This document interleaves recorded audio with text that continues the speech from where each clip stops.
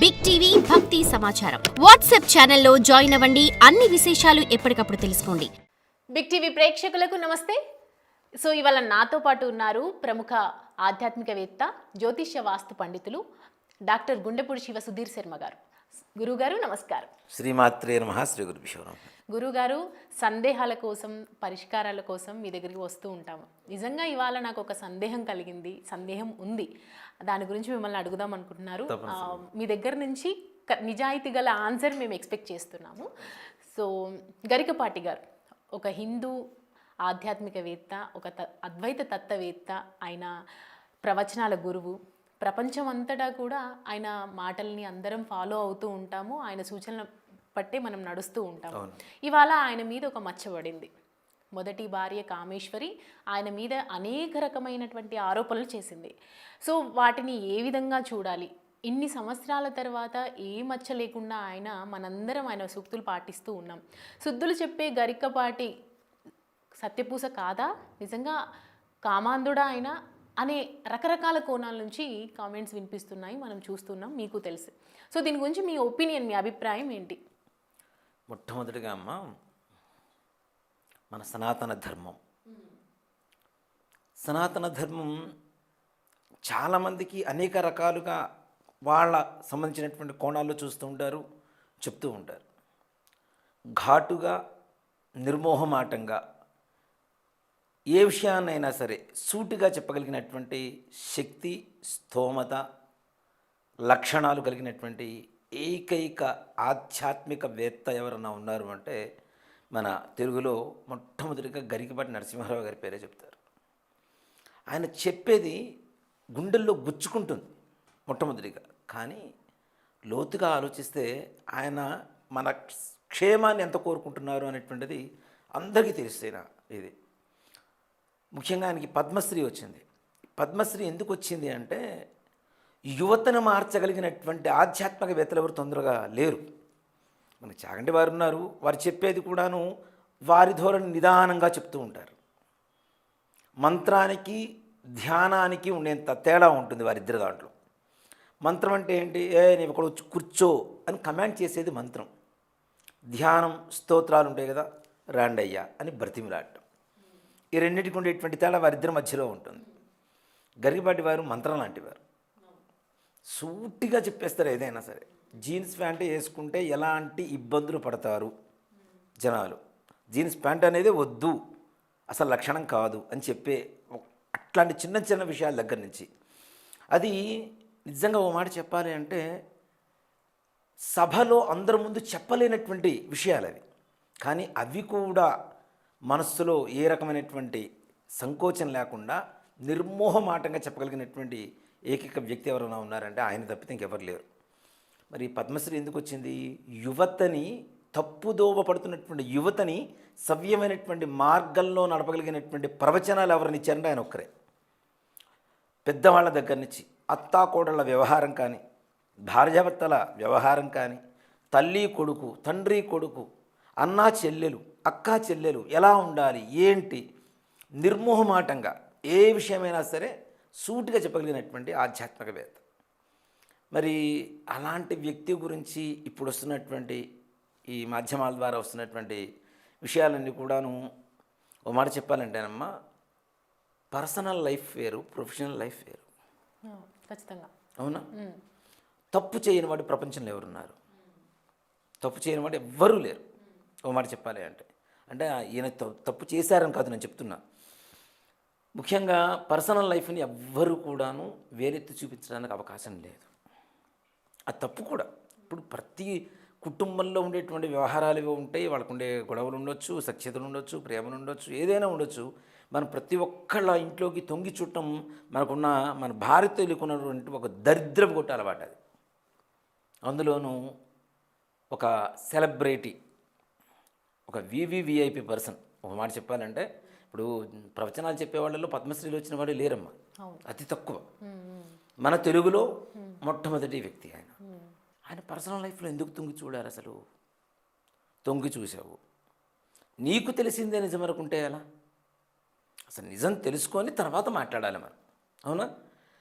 అసలు పక్కవాళ్ళ జీవితంలో తొంగి చూడటమే తప్పు, నీకు తెలిసిందే కరెక్ట్ అనుకుని జనాల్లోకి తీసుకెళ్ళి ఇంతమందిని నా మనస్సుల్ని మొత్తం కలత చెందేలా చేసి వింటున్న మనకి ఇంత బాధేస్తుంటే ఆయనకి ఎంత బాధేస్తుంటుంది, ఆయన కుటుంబం ఎంత బాధపడుతూ ఉంటుంది కదా. అంత ఆధ్యాత్మికవేత్త ఆయన. అందులో అవధాని, ఏ యొక్క మంత్ర అంటే మాటనైనా శ్లోకాన్నైనా అవలీలగా చెప్పగలిగినటువంటి అవధాని ఆయన. సహస్రావధానం చేశారు వారు. అలాంటి గొప్ప వ్యక్తిని పట్టుకొని నోటికొచ్చినట్టుగా కామాంధుడని అదని ఇదని. ఒకవైపు ఇప్పుడు కోర్టు ఉంది నాన్న. కోర్టు ఎందుకు ఉంటుంది? ఇరువైపులా వాదనను విన్న తర్వాత ఏది న్యాయమో చెప్తుంది. నువ్వు ఒకవైపు వాదన వినేసి ఇదే కరెక్టు, వీడి మీద బురద జల్లితే అయిపోతుంది అనుకుంటే అది తప్పు కదా. అందులోనూ దీంట్లో నేను చూసిన కోణం ముఖ్యంగా సనాతన ధర్మం, హిందుత్వం. ఇప్పుడిప్పుడే హిందుత్వం మరలా ప్రాణం పోసుకుంటుంది, నిదానంగా గాలి పీల్చుకుంటుంది. మొన్న విజయవాడలో జరిగినటువంటి శంఖారావం, హైందవ శంఖారావం కావచ్చు. నిజంగా ఏ సభలకు వస్తారమ్మా అన్ని లక్షల మంది.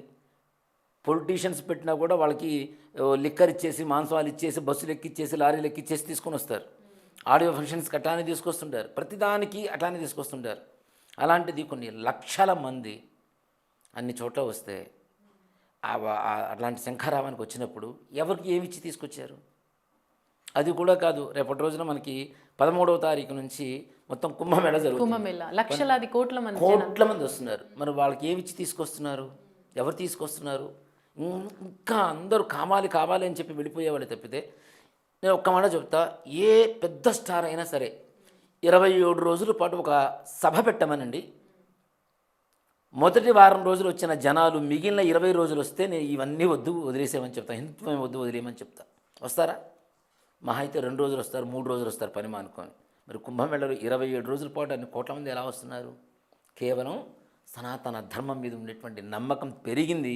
ఇప్పుడే ఉసురు పోసుకుంటుంది, మరలా గాలి పీల్చుకుంటున్న సమయంలో ఇటీవల కాలంలో మనకి గరికపాటి వారు చాలా ప్రాముఖ్యంగా ఉన్నటువంటి వ్యక్తి, చాగంటి వారు, ఇట్లాంటి వారు పెద్దవాళ్ళు ఎవరైతే ఉన్నారో వీళ్ళ వల్ల సనాతన ధర్మం మరలా నిలబడుతోంది అనేటువంటి ఒక ఆశ పుట్టిన సమయంలో ఆయన వ్యక్తిగత జీవితాన్ని వేరెత్తి చూపి ఇక్కడ నాశనం అవుతుంది ఎవరు? ముఖ్యంగా చెప్పాలి అంటే సనాతన ధర్మం, మన హిందూ దేశం, హిందుత్వాన్ని సమూలంగా నాశనం చేయడం కోసం చేసేటువంటి ఒక కుట్రగా భావించాలి. ఇది మాత్రం తప్పనిసరిగా. అంటే ఇది ఒకవేళ కామేశ్వరి గారి మాటల్లో మనం విన్నాము అంటే ఆయన ఒక కామాంధుడు, మంచోడు కాదు, ఒక వంచ అన్నట్టుగా మాట్లాడారు. దీన్ని బట్టి చూస్తుంటే కొంతమంది అంటున్నారనమాట ఇది రాజకీయ కుట్ర జరగవచ్చు, దీని వెనకాల ఇంకెవరో ఉన్నారు, ఆమె మాటలు కాదు, లేదంటే ఆమె వ్యక్తిగత ఇష్యూ మనకి అవసరం లేదు, కానీ ఇదంతా రాజకీయంగా చూస్తున్నారు అన్నట్టుగా మాట్లాడుతున్నారు. ఇదంతా నిజమంటారా? మరి అదేనమ్మా చెప్తున్నా, రాజకీయ పరంగా ఆయన ఏం పొలిటీషియన్ కాదు. అవును, ఆయన ఎవరి జనం? హిందువుల జనం. హిందుత్వాన్ని నిలబెడుతున్నటువంటి గొప్ప వ్యక్తి. ఆయన నాశనం చేస్తే, ఇప్పుడు రూట్స్ని కట్ చేస్తే చెట్టు బతుకుతుందా? బతకదుగా. ఇలాంటి వాళ్ళందరూ రూట్స్ని కొత్త రూట్స్ తీసుకొస్తూ ఉన్నారుగా, వీళ్లే కదా వీళ్ళందరూ కూడా. హిందుత్వాన్ని కూకడ వేళ్లతో సహా పెకిలించి తీసేయాలంటే ఇలాంటి వాళ్ళ మీద బురద చల్లాలి. ముఖ్యంగా చల్లితే ఇలాంటి వాళ్ళు ఇంకోళ్ళు వచ్చినా కూడా ఎవరు నమ్మరు. ఆటోమేటిక్గా హిందుత్వం మొత్తం, సనాతనం మొత్తం సమూలంగా నాశనం చేయవచ్చు, వేరే మతాలు రాజ్యం ఏలవచ్చు. ఇది ఇలాంటి గొప్ప వ్యక్తులనే టార్గెట్ చేయాల్సిన అవసరం ఏంటి? ఎవరి జీవితంలో ఎంతమంది లేరు? ఇప్పుడు రెండో వివాహం చేసుకున్న వాళ్ళు లేరా? నిజంగా ఓ మాట చెప్పాలంటే గరికపాటి వారి కొడుకులు ఇద్దరు ఉన్నారు, శ్రీ గురజాడ గారు. వీళ్ళిద్దరు కూడా ఆయన కుమారులు కదా. ఆయన సొంత కుమారులా? కాదుగా, ఆయన అన్నగారి కొడుకులు. అవునా? అన్నగారు కాలం చేస్తే వాళ్ళ అమ్మగారు బ్రతిమిలాడి ఈవినిచ్చి మ్యారేజ్ చేసింది, వివాహం చేసింది ఆయనకి. ఆ సమయంలో మరలా సంతానం కలిగితే వీళ్ళ మీద ఉండేటువంటి ప్రేమ ఎక్కడ తగ్గుతుందో అని చెప్పి సంతానం కలలేదు. ఈయన మీద బురద చల్లుతుంది కదా. ఆవిడే ముందు వేరే వివాహం చేసుకున్నారు కదా ఈయనకంటే. ఈ లాజిక్ ఎవరు ఆలోచించలేదు. ఈయన చేసుకోకముందే ఆవిడ ఇంకో వివాహం చేసుకుంది. ఎలా చేసుకోగలిగింది మరి? అవునా? ఆవిడ మీద ఒకటి కాదు, రెండోది కాదు, మూడో వివాహం ఆవిడ చేసుకుంది. ఫస్ట్ వీళ్ళ అన్నగారిని, గరికపాటి నరసింహారావు గారి అన్నగారిని, తర్వాత గరికపాటి నరసింహారావు గారిని చేసుకున్నారు.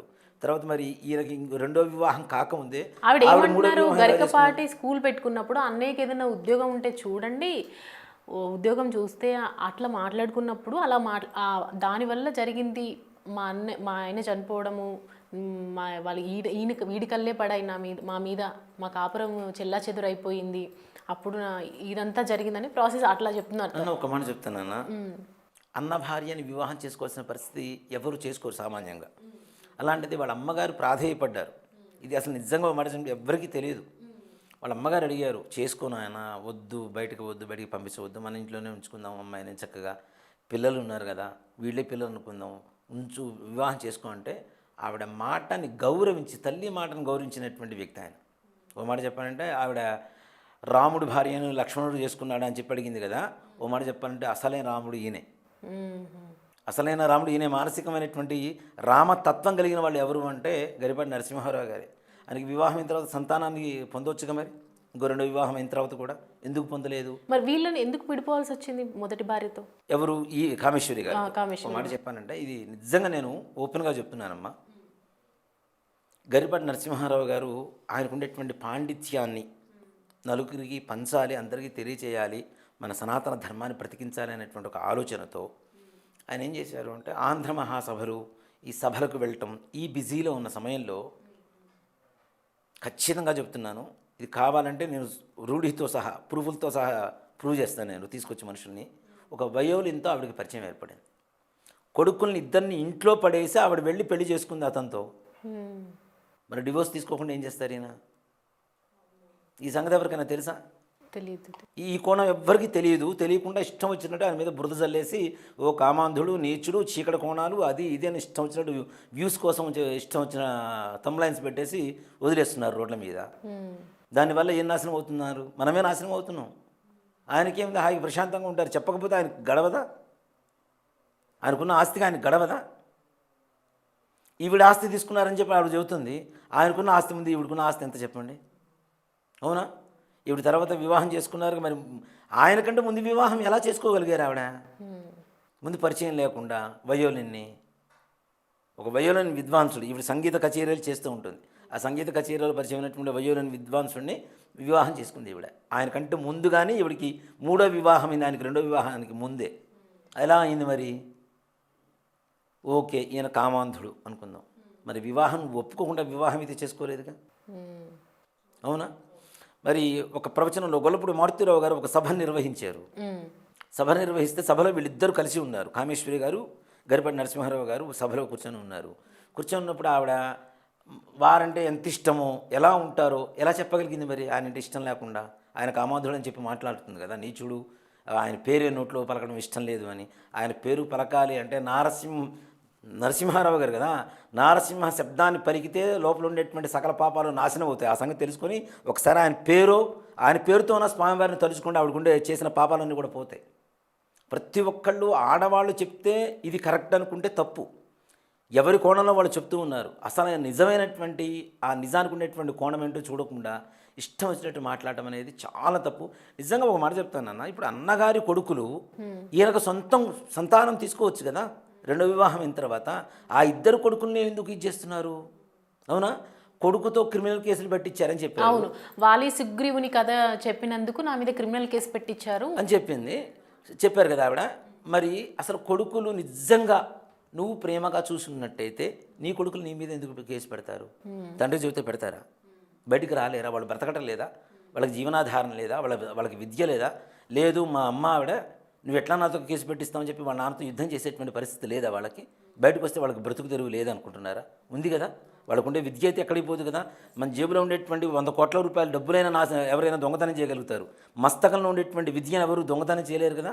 వాళ్ళకి విద్య ఉంది కదా, ఆల్రెడీ మనం చూస్తున్నాం కదా, వాళ్ళ ప్రవచనాలు కూడా చూస్తున్నాం కదా కొన్ని కదా. మరి అలాంటప్పుడు వాళ్ళు బయట చదువుకొని బయట బ్రతకగలిగినటువంటి స్తోమత ఉన్నటువంటి వ్యక్తులు కూడా తల్లి మీద కేసు పెట్టాల్సిన పరిస్థితి వచ్చిందంటే నువ్వు వాళ్ళని ఏ హీనమైనటువంటి పరిస్థితుల్లో వాళ్ళిద్దరిని వదిలేసి వెళ్ళిపోయావో వాళ్ళకి ఇప్పటికీ గుర్తుంది. కావాలంటే ఇప్పుడు తీసుకుని వెళ్ళి నీ కొడుకులు నీ దగ్గర పెట్టుకో, కావాలంటే వస్తారా? ఎందుకు రావటం లేదు?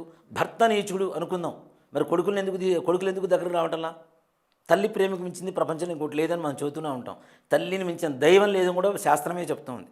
నగాయత్రేయ పరమంత్రం నమాతు పరదైవతం అని చెప్పి తల్లికి మించిన దైవం లేదు, గాయత్రి మంత్రానికి మించిన మంత్రం లేదని చెప్తున్నారు.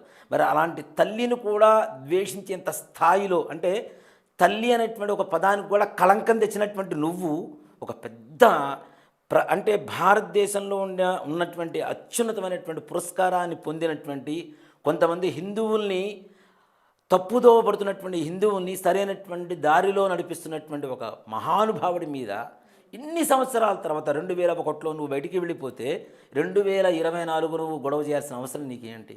25 సంవత్సరాల 24 సంవత్సరాలు నాన్న, దాదాపు 23 సంవత్సరాలు 24 సంవత్సరాలు. ఇన్ని సంవత్సరాల తర్వాత నువ్వు ఎందుకు గొడవ చేస్తున్నావు? ఎవరు నీ వెనక ఉండి నడిపిస్తున్నారు? హిందుత్వాన్ని నాశనం చేయాలని నీకు ఎందుకు అంత ఇది పుట్టింది? నువ్వు నేను హిందువుని, నేను పూజ చేసుకుంటుంటాను, నా ఉపాసన చేసుకుంటాను, అది చేస్తాను ఇది చేస్తానని చెప్తున్నావు.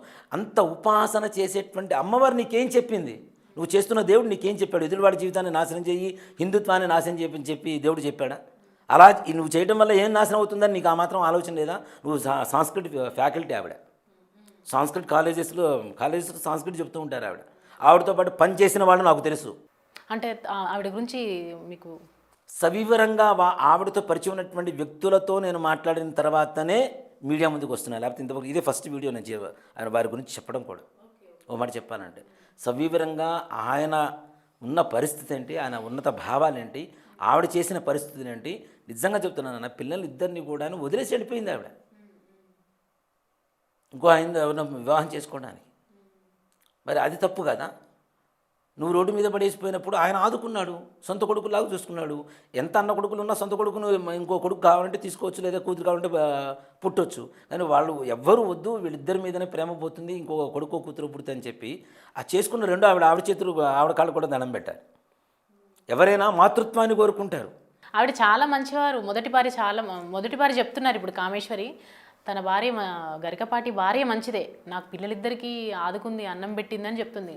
ఆమె బాధ అంతా గరికపాటి గారి మీద. మరి ఈయన చెప్పకపోతే ఆవిడ ఆదుకుంటుందా? మనకొద్దు, మన ఇద్దరికి సంతానం ఉంటే బాగుంటుందని చెప్పి ఈయన చెప్తే ఆవిడ కాదంటుందా? ఏ ఆడవాళ్ళు మాతృత్వాన్ని కోరుకోరు చెప్పండి? అవునా? ఈవిడి కాదు, ఈయనకు కాదు, ఈయన అన్నకు పుట్టిన పిల్లల్ని ఈవ కొడుకుల్లాగా చూసుకోవడానికి గల కారణం ఎవరు? గరికపాటి వారేగా. వారు చెప్పకపోతే ఇది ఆవిడైతే చూసుకోదుగా. అవునా? మరి అలాంటప్పుడు ఆవిడ మంచిది, ఈయన చెడ్డవాడు అని చెప్పి ఎట్లా మాట్లాడతారు? చెప్పింది మూలం ఈయనే కదా. నా అన్న కొడుకులు నా కొడుకులే, మనకి సంతానం వద్దు, వీళ్ళు ఉంటే చాలు అని చెప్పి వాళ్ళని ఇంతటి వాళ్ళని చేశారు. ఇవాళ రోజున అందరూ మరి వాళ్ళు కూడా ప్రవచనాలు ఇస్తున్నారు. గురజాడ, శ్రీశ్రీ వీళ్ళు కూడా ప్రవచనాలు ఇస్తున్నారు. చక్కగా వాళ్ళ భవిష్యత్తు బాగుంది, వాళ్ళ జీవితంలో వాళ్ళు సెటిల్ అయిపోయారు హాయిగా. అలా ఆ స్థాయి వరకు తీసుకొచ్చింది ఎవరు? మరి నా కొడుకులు కాదు, నా అన్న కొడుకులు కదా అని చెప్పి వాళ్ళని ఏ అనాథాశ్రమంలో చేర్పిస్తే ఏం చేస్తారు? అవునా కదా? మరి ఇంట్లో పెట్టుకుని ఇంత పెద్దవాళ్ళని చేసినందుకు మరి ఆయన ఎందుకు నువ్వు అగౌరవంగా మాట్లాడుతున్నారు? తప్పు కదా. అంటే అన్నీ తెలిసి కావాలని చెప్పి నా ఉద్దేశం అయితే ఇదేనన్నా, తప్పనిసరిగా హిందుత్వాన్ని దెబ్బతీయడానికి కొన్ని దుష్ట శక్తులు ఆవిడ వెనక ఉండి నడిపిస్తున్న సంగతి మాత్రం ఇక్కడ అవగతమవుతుంది, అందరికీ తెలిసిపోతుంది, అర్థమవుతూనే ఉంది. పర్సనల్ లైఫ్ని ఎవరు అసలు తొంగి చూడాల్సిన అవసరం లేదు. ఒకటి చెప్తానన్న, నెగిటివ్లో కూడా పాజిటివ్ వెతకగలగాలి. అలాంటిది పాజిటివ్లో కూడా నెగిటివ్ వెతుకుతాము అంటే ఇంకెక్కడ అర్థం ఉంటుంది నాన్న? ఎవరికుండే బాధలు వాళ్ళకుంటాయి, ఎవరికుండే సమస్యలు వాళ్ళకుంటాయి. దాని కాకుండా ఆయన చెప్పే మంచి మొత్తం తీసి పక్కన పడేశారు.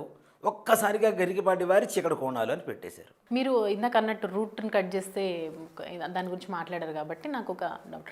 అంటే మీ ప్రకారం ఇక్కడ కట్ చేస్తే ఎక్కడ కదులుతుంది అని మీరు అనుకుంటున్నారు? అంటే ఇట్లాంటి వాళ్ళని ఇప్పుడు గరికపాటి వారు ఉన్నారు నాన్న.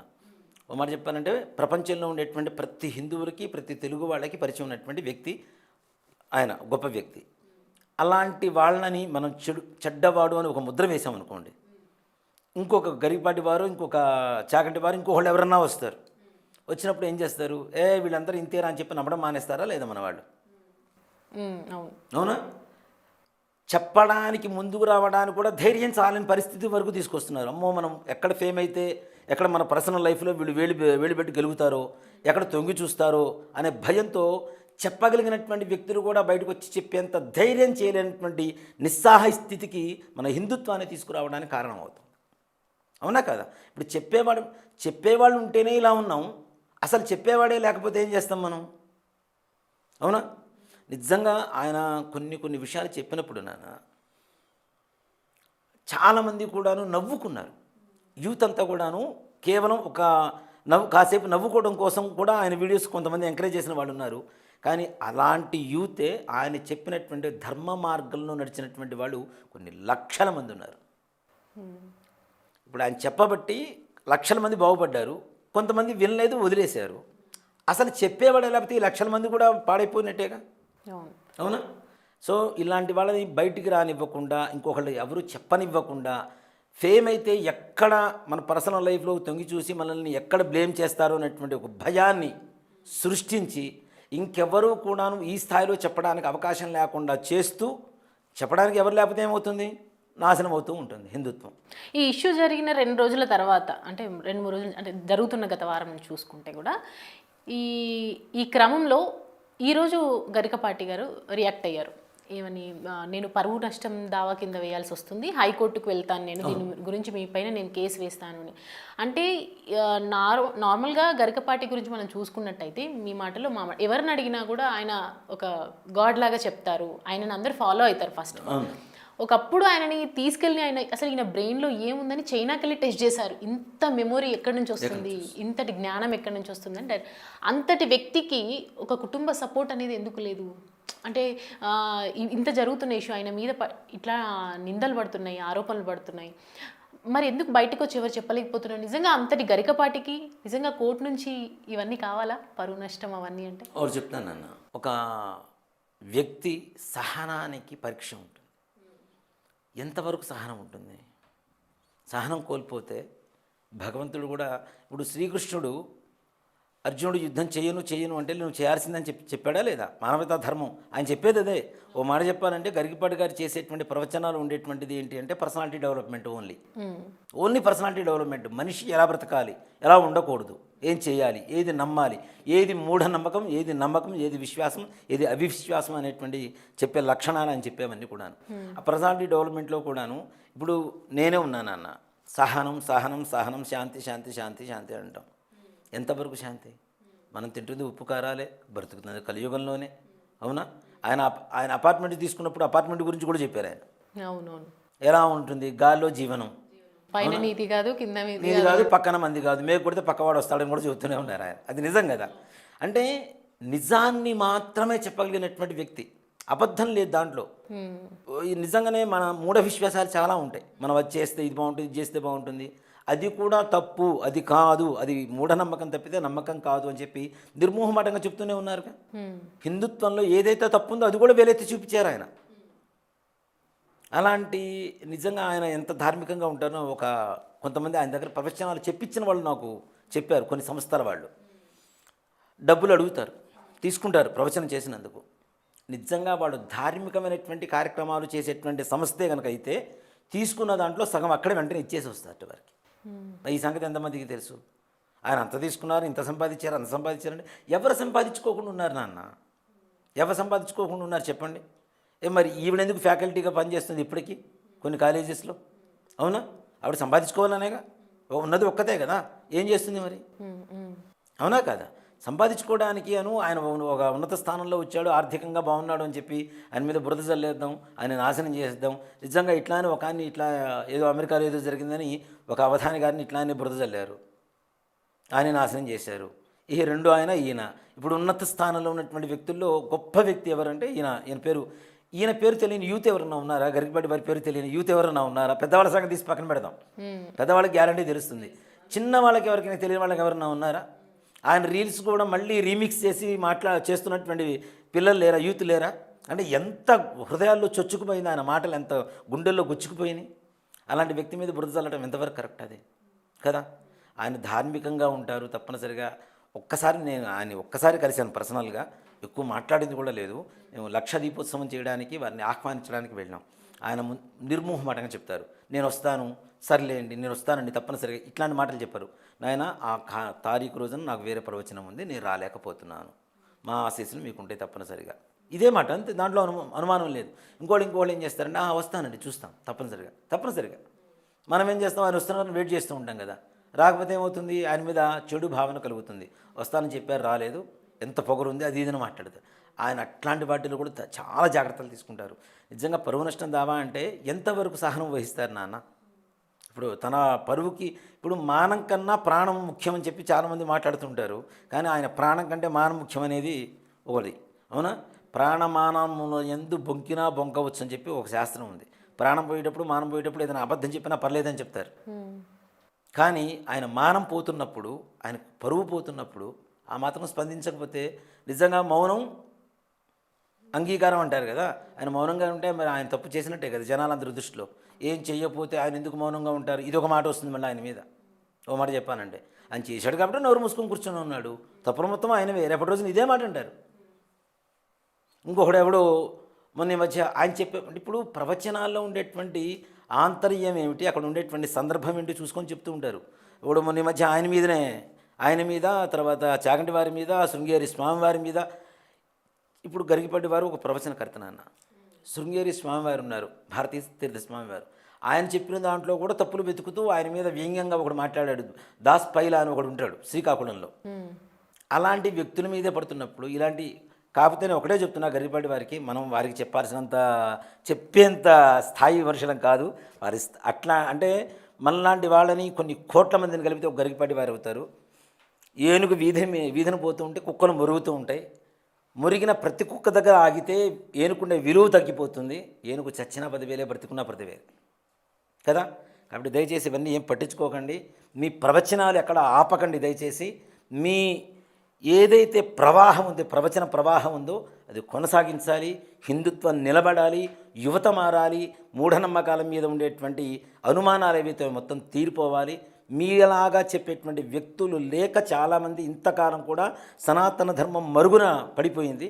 మీలాంటి గొప్ప వ్యక్తుల వల్ల సనాతన ధర్మం మరలా చిగురు వేస్తుంది. కాబట్టి దయచేసి ఇవన్నీ ఏమీ పట్టించుకోకుండా, మనసులో పెట్టుకోకుండా, మా అందరి అంటే భారతీయుల హిందువుల ఎన్ని కోట్ల మంది ఉన్నారో అన్ని కోట్ల మంది తరఫున నమస్కారం చేస్తూ వారిని ప్రార్థిస్తున్నాం మరలా. దయచేసి ఇవన్నీ కూడా పక్కన పెట్టేసి మీ ప్రవచన ప్రవాహం మాత్రం కొనసాగుతూనే ఉండాలి. తప్పనిసరిగా ఆ ప్రవాహంలో మేమందరం కూడా సనాతన ధర్మం అనేటువంటి దాహం తీర్చుకోవాలని చెప్పి మనస్ఫూర్తిగా వారికి నమస్కారం చేస్తూ కోరుకుంటున్నాను. థ్యాంక్ యూ అండి. సో చూశారు కదా, గరికపాటి గారి గురించి, ఆయన మీద పడుతున్నటువంటి నిందల గురించి సుధీర్ శర్మ గారు స్పష్టంగా చెప్పడం జరిగింది. ఇదంతా కూడా ఒక దుష్ట శక్తులు ఆడుతున్నటువంటి నాటకం. హిందూ సనాతన ధర్మాన్ని నిలువున పాతాళానికి ముంచడానికి చేస్తున్నటువంటి ఒక ప్రయత్నం. అంతేకాని గరికపాటి మీద మాకు ఎన్నో సంవత్సరాల నుంచి చూస్తున్నాము, ఆయన గురించి మాకు తెలుసు, ఆయన గొప్ప వ్యక్తి అన్నట్టుగా ఆయన చెప్తున్నారు. సో ఇది. For more videos like this, subscribe Big TV channel.